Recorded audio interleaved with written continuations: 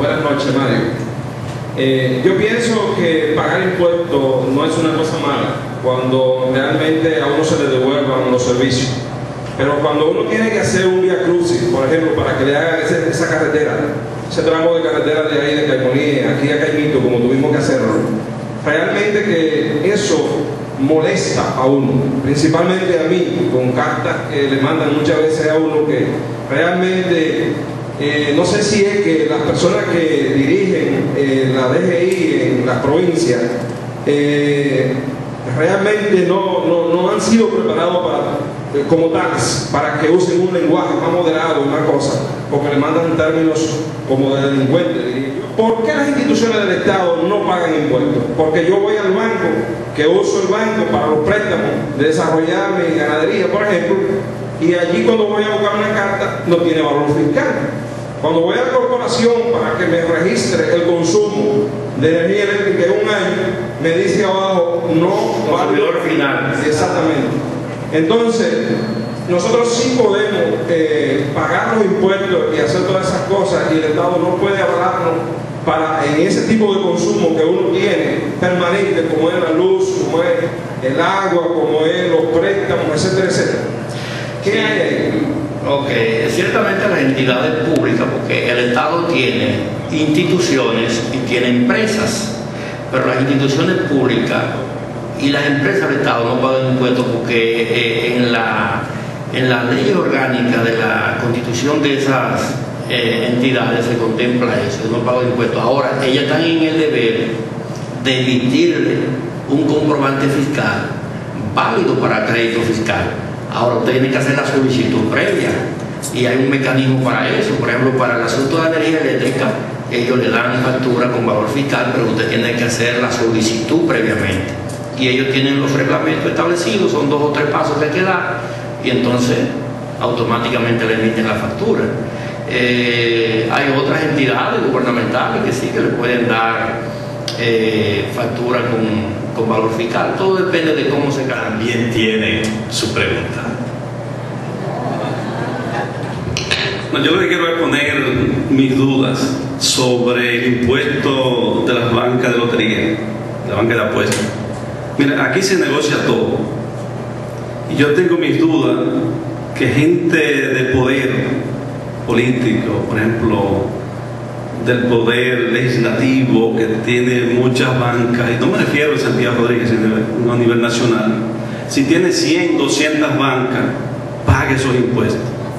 ¿Usted qué cree? Bueno, yo tengo mis dudas.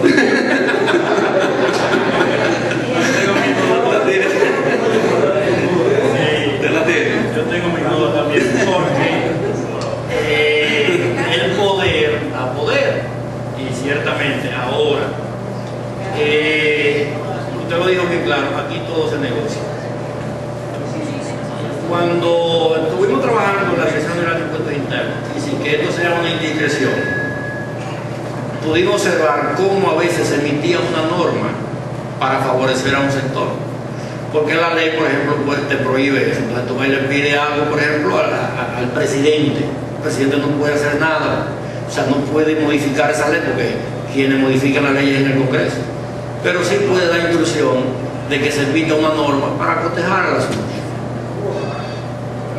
Y se buscan los acotejos. Además de eso, señores, no nos equivoquemos. Los sectores empresariales de poder económico son los que financian las campañas en este país, mayormente.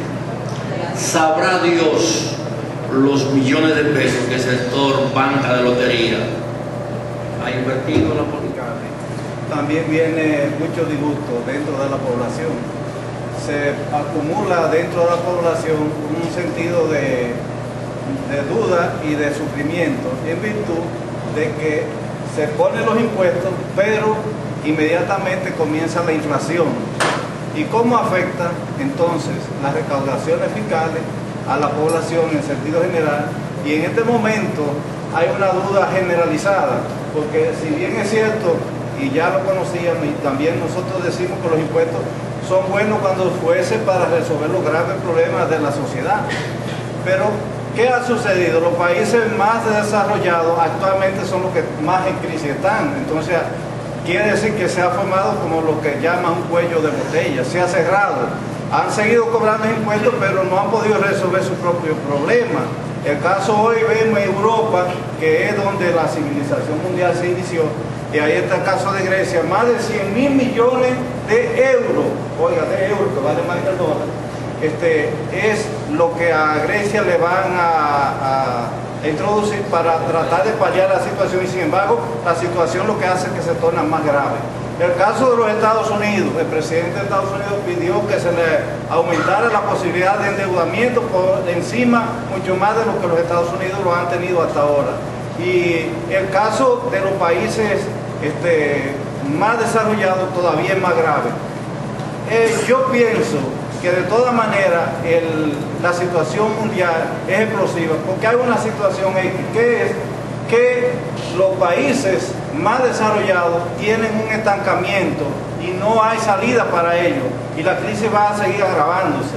Y yo no sé, pero mi duda es que esto va a terminar muy mal. ¿Por qué? Porque lo que hay es una crisis de los ricos, no es de los pobres. Yo siempre he dicho, los pobres desde antes de nacer están en crisis, porque nacen de padres muertos de hambre, entonces viene un hijo con crisis. Entonces, ¿de qué crisis se va a hablar en el sector de los pobres? No hay que hablar de esa, porque esa miseria está toda la vida. La crisis que hay ahora es una crisis de los ricos. ¿Y qué es lo que significa una crisis de los ricos? Que los ricos tienen tanta mercancía y no tienen ventas, porque los pobres no tienen capacidad adquisitiva para comprar esa mercancía. Y al no tener venta, entonces se ha cerrado el círculo, porque no hay a quien distribuirle. Y desgraciadamente, oigan esto, que ojalá que no sucediera, porque nadie de los que estamos aquí lo quiere, pero las dos guerras mundiales que se dieron por la superproducción. Y la única salida que tienen los ricos que es la peor, es comenzar una guerra para destruir y aplastar a los países más débiles, para ellos poder venderle la mercancía que tienen acumulada. Porque no es falta de mercancía, no es falta de capacidad, es el egoísmo, la ambición, la acumulación de riqueza de manera insaciable que tiene el sector mundial.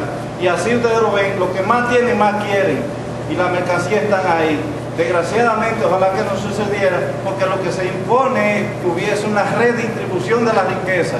¿Cuántas necesidades tienen los pobres? Los pobres los que tienen más necesidades. Usted ve a la gente que le falta una nevera, que le falta una estufa, que le falta un abanico, cosas necesarias, pero no la pueden comprar.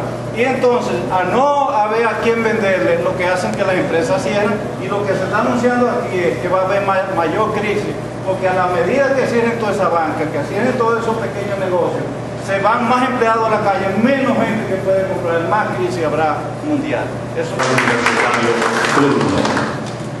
Muchas gracias.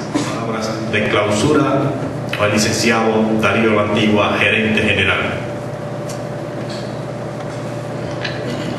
Bueno, qué decirle a Juan Taveras, y aquí un poquito bajo a Titi, como le conocen los académicos, los universitarios. Agradecerle su participación aquí en esta conferencia. Pienso que ha sido edificante. Muchos de nosotros, y me atrevo a hablar por el auditorio, no tenían toda la información de la reforma fiscal, cómo afecta a los juegos de azar, cómo afecta al sector empresarial. Con un fuerte aplauso para cerrar esta actividad. Agradecemos a ustedes el que hayan venido a compartir con nosotros esta conferencia, y les invitamos para una picadera que hemos preparado para todos ustedes. Buenas noches, feliz resto de la noche.